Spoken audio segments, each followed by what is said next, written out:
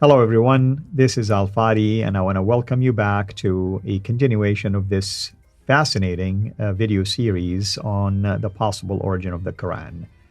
Today, we are actually going to take a look at allegedly the originator of the idea of collecting the Quran, and we're talking about Umar, who became, according to the standard Islamic narrative, the second caliph among the righteous caliphs of Islam after Muhammad.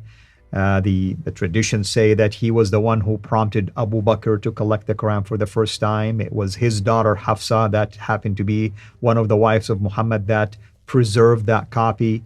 But there are also holes in this particular narrative. However, I will interact right now with our guest concerning that, because he's going to bring in even another angle that might be foreign to many of you. I may even get surprised by some of the stuff that he might be sharing. With us here, of course, in studios to unpack all of this is no other than Dr. Jay Smith. So, Jay, tell us about Omar. Right. And I want to say something before we even get into this. And this is all what we call green papers. What do I mean by that? A green paper is what they use in Britain when the government wants to put something out there to see what people think. There's also what they call white papers, but the green papers are the first initial material they put out there, and they try to get a reaction to see whether or not this makes sense. And in some ways, that's what we're doing with this new material. We're not sure yet how it happened, because we don't know really where the Quran came from.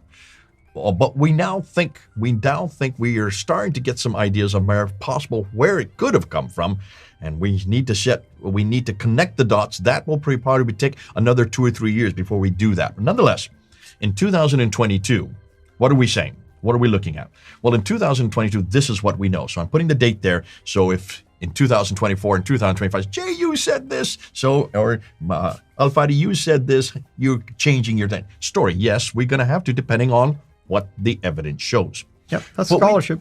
We need to go back to the 7th century, and that's what we've always done. We always want to go and find out what was happening in the 7th century.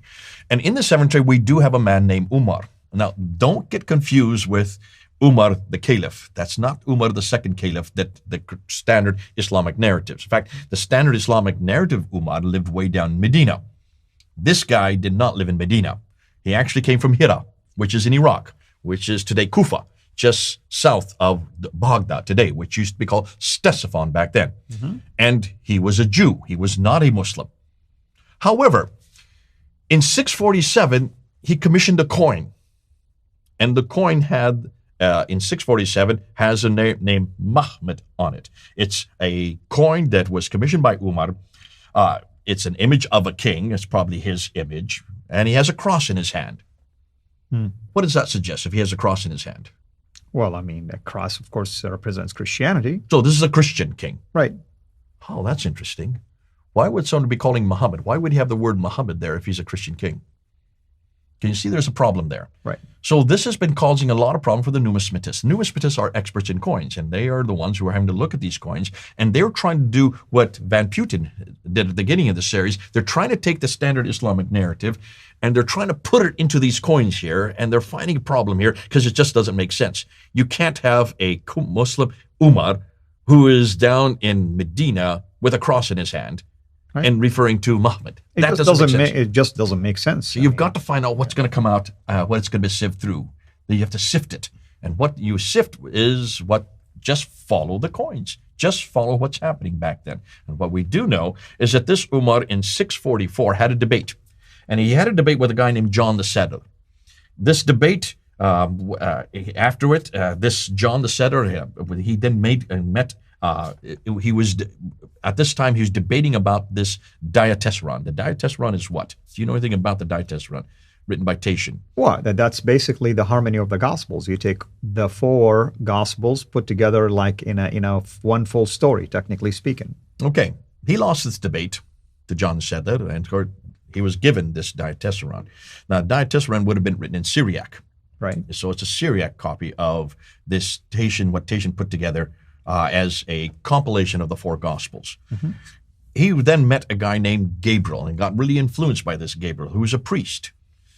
He comes into Jerusalem and conquers Jerusalem in 638. Now, that's all historical. That's very well known. Sophronius is the bishop there. He wants him to go to the Church of the Sepulchre and pray with him as the conquering hero. And he says, no. I don't want to desecrate because I'm a Jew. It wouldn't be good for me going to this. So what does he do? He goes right up to the Temple Mount. Ooh, that's interesting. Well, for a Jew, that's very important. Because of course. Why would that be important for a Jew? Well, the Temple Mount represent a whole lot of things. I mean, place of sacrifices, Holy of Holies, and many other things.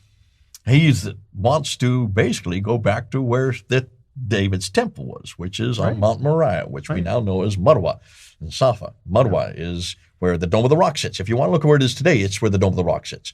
But remember, the Dome of the Rock was not built until 691. So we're back in 638. He goes and he builds a structure there. He and Gabriel get along really well. In fact, he gets very influenced by Gabriel, this priest.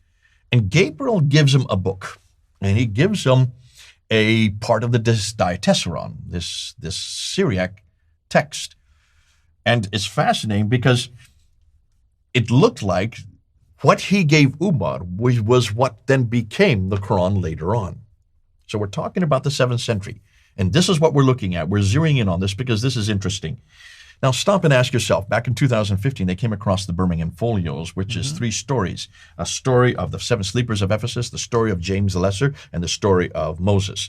Right. Those 3 stories, 33 verses, are really from the 7th century. They're written in Arabic. They are written without any dots and no harakats and no ijams, no dots or vowels. So these are the in ancient tense. And, of course, into the dating of the carbon dating, radiocarbon dating, they would go from 568 to 645. So that's about the time of Muhammad. So it's about the time of what we're talking about, because that would cover what Umar is doing. That would cover the same time period that Umar. It could be that these very 3 stories were part of that nascent text. Right. But they're nothing to do with the Quran, are they?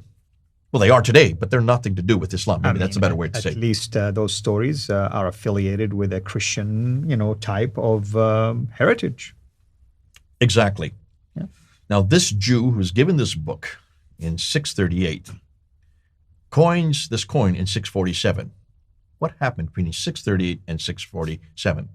It looks like he became a Christian. Looks like he was converted. We don't know, because there's not enough that we can say. What I'm assuming, and this is me saying this, I'm assuming that it was because of Gabriel that he was converted. Nonetheless, by the time of 647, when he coined this coin, he now is a Christian because he has a cross there. He's no longer a Jew, he's now a Christian. Mm-hmm. And he now introduces the praised one. Who do you think the praised one would be in this context? Well, in this context, it doesn't sound like it's Muhammad. We're talking about a different person. It looks like it is possibly Jesus Christ. I'm assuming this is the praised one. They're referring to the person of Jesus Christ. And from a Christian standpoint, it makes sense. It makes sense. Yeah. So this happens in 647.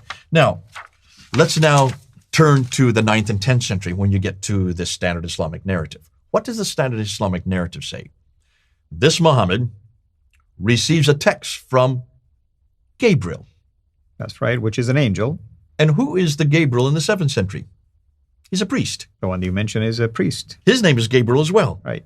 But this priest in the 7th century gives a text to Umar, a different person, who refers to himself as, or refers to Muhammad on this coin.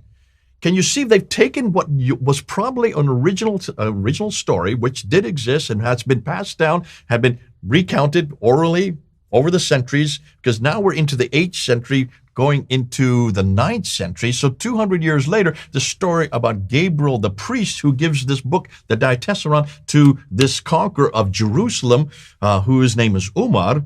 Mm-hmm. Now that becomes to, instead of a priest who is Gabriel, it becomes the angel who is Gabriel, who then gives the text to the new Muhammad, the 9th and 10th century narrative, the standard Islamic narrative Muhammad. And that Muhammad doesn't live in Jerusalem. He lives in Mecca and Medina, way down in the Hijaz, mm-hmm. when we know that there is no Mecca that early.